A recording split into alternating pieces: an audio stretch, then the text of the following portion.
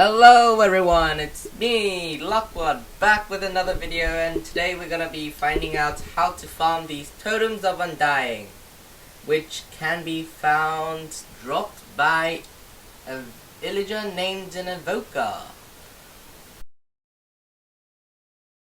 So basically, what a totem of undying does is, you see here, I am holding a totem of undying and really high up in the air. And if I turn my game mode to survival, I would fall and would have died, but since I had that in my hand, I don't die. Now to obtain these totems of undying, you have to kill an evoker which looks like this, and when you kill them, you will receive a totem of undying. So now the first step of getting a totem of undying is either finding a woodland mansion or finding a pillager outpost with a pillager captain. Pillager captains have a banner, on their heads, and when you kill them, you get a bad omen effect. So with that effect, if you go into a village, as so, if you see on the top, a raid starts happening. And what a raid is it summons a bunch of pillagers, vindicators, and evokers, which are the ones that drop the totems of undying, and you have to defeat all of them to gain a victory. So as you just saw, we just killed the last pillager in a wave of a raid, which we just finished, and that bar starts filling up for another wave. Now this is the evoker that we have to kill to get a totem of undying, and the more difficult mode you're on, the more waves that a single raid will have. And there, it dropped a totem of undying. And we are about to finish off the raid in creative mode, so it may look easy, but it's only because I'm in creative mode. And I'm going to attempt it in survival mode soon. And now that we finished it, we got Hero of the Village advancement. Yeah, so how to farm totems as a beginner. So what I recommend first doing is finding this pillager outpost. It's gonna look like this. It can spawn in a lot of different biomes, and you want to find a pillager with a banner, which is the pillager captain, such as this one right here. Yeah, the one with the banner on top of his head. Make sure those spawn here, because that is the one of the two places that these captains with the banners can spawn in.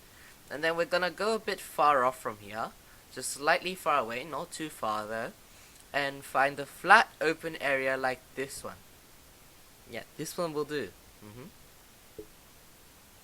Yeah, head nod.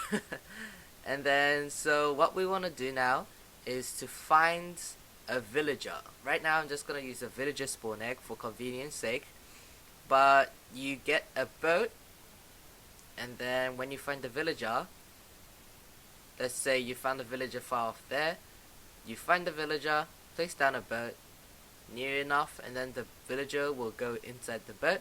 And then you boat the villager on land towards this place you're gonna make your farm, like so.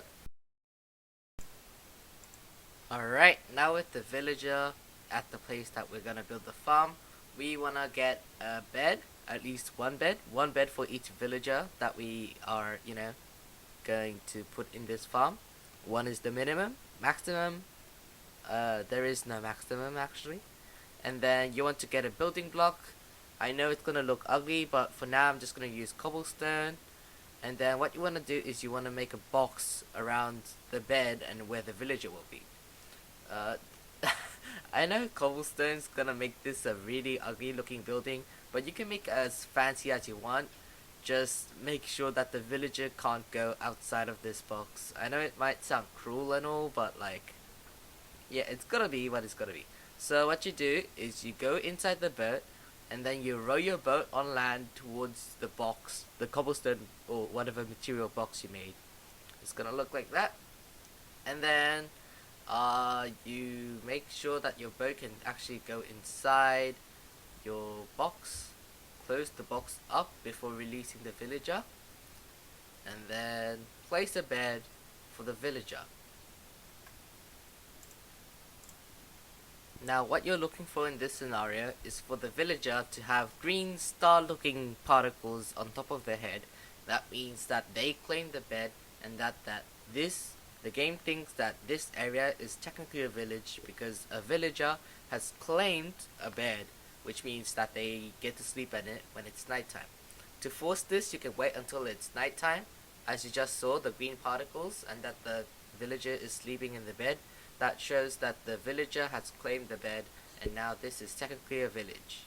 Yeah, make sure to light it up as well so no mobs can spawn, unless you want your villager to turn into a zombie. But yeah, we're gonna put a roof on there too, to make sure no other mobs can, harm the villager, because we need the villager alive. I built some windows for the villagers box, so the villagers can see all the pillagers that are trying to go after them. So now the main thing you want are magma blocks and trapdoors.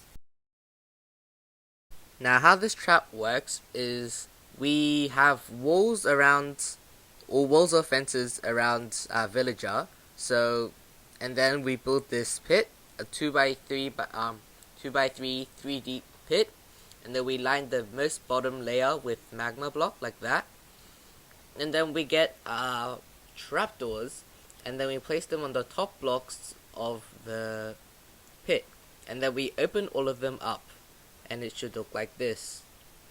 And then we're gonna replace the edge fences with full blocks so the mobs can't cheese their way around this trap. So basically how this works is that in the game mobs think opened trapdoors are still full blocks. So if you see right here, if I spawn a zombie, they think that the trapdoors are a full block, and then they walk inside the trap.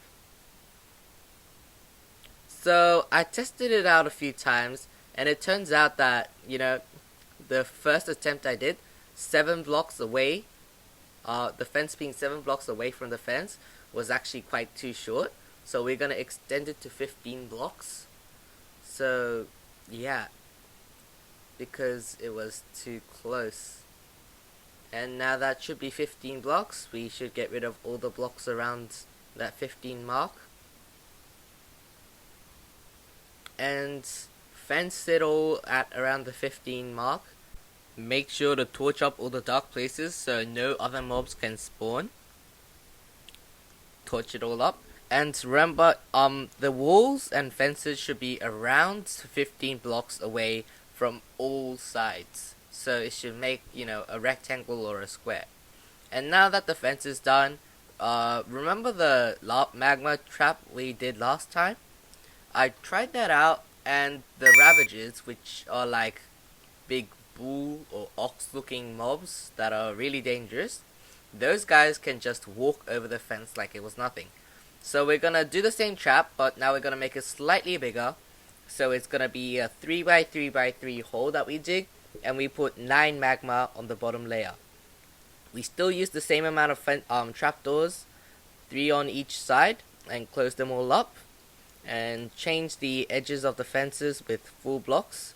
I'm just gonna put 2 here just in case, but I'm pretty sure 1 should be just fine too, but just do 2 just in case. And do that same trap on all 4 sides.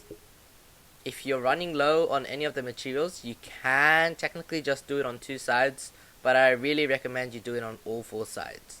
And once again, dig 3 blocks down, dig a 3x3 hole as such, and put the bottommost floor with magma blocks.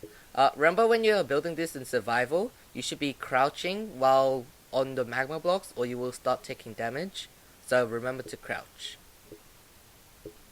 And now that's done, this is going to be showing you a test run of how effective the trap is.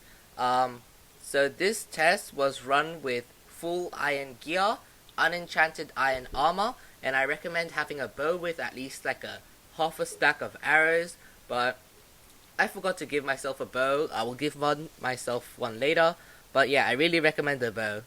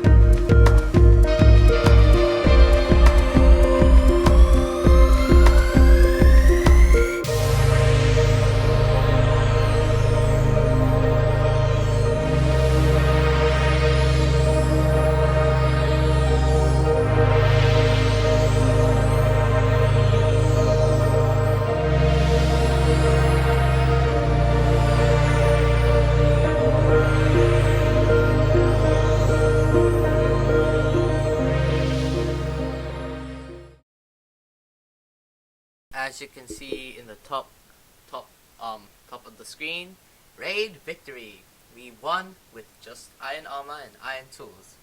So I'm just gonna go into creative mode right here to check the loot that we got from all the mobs that died.